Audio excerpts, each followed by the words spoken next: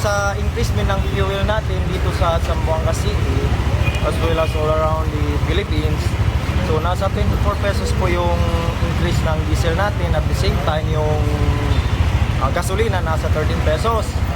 Pero nag-meeting yung mga big three, wag sinabi natin big three, big companies such as the Shell, Petron at saka Chevron, which is yung Chevron is owned, itong Caltex owned by Chevron.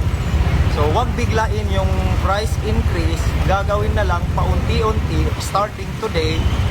3 consecutive days ang increasement. Bali, what 24 pesos, let's for example 24 pesos ang increase sa diesel ay divided into 3. So ngayon nag-increase lang kami ng 10 pesos and sa gasolina is nasa 4.25 pesos. So aabot din tayo doon sa increase na target. So 24 na as of today yung diesel, ang gasolina nasa 13 pesos. Pero hindi na muna sinunod yon kasi masakit sa bulsa ang increasement.